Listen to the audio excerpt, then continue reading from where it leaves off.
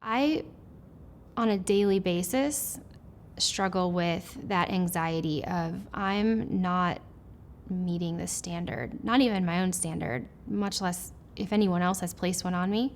It's my own standard, which is the most convicting, I think. I know that it's not God setting that standard for me. I know it's my own man-made rules and religiosity. I feel like it's a swirling, like a drowning feeling, like I'm just kind of circling the sink and slowly getting closer to the drain.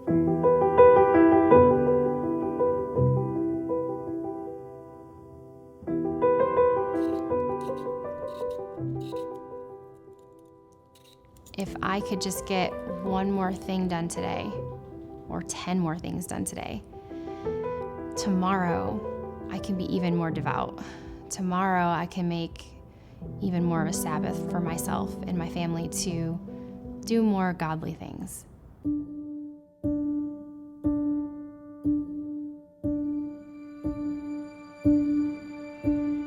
The biggest feeling you feel is this feeling of being a fraud. Like you've defrauded everybody because everyone, looks to you, wants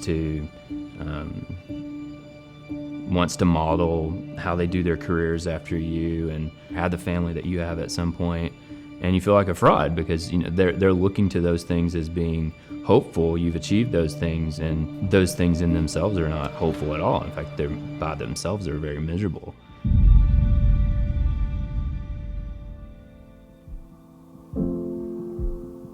It wasn't like I wasn't an active member of my church community. It's not like I didn't do community group.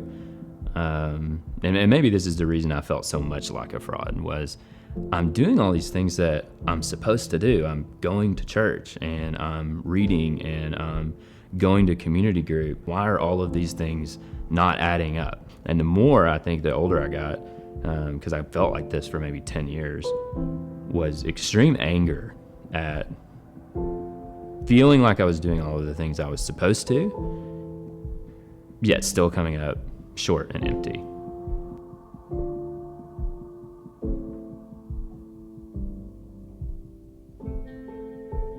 I should be able to fix this. I should be able to, especially knowing that I grew up in church, especially knowing that I knew who God was, especially knowing that I read my Bible. And even in that, I began to see those as things that were like, oh, if I do this more, like if all I got to do is just read more scripture, listen to more worship music, or all I got to do is like press the right religious buttons, and if I hit the code right, then I'll get there. Because I think for a long time I pursued God because I liked the way it made me feel, or I liked what it gave me, or I liked the reputation that I had.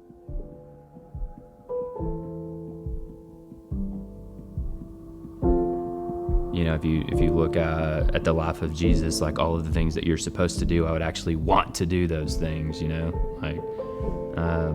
I didn't. I didn't feel happy or joyful or thankful or fulfilled or content, and I had no idea what to do. Like, what else am I going to do? I've tried literally everything. I didn't want to be exposed for the fraud or have somebody ask me, why in the world are you so sad? I was supposed to be good.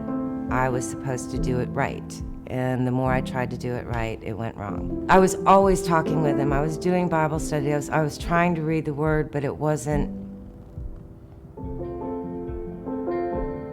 I didn't understand about submitting.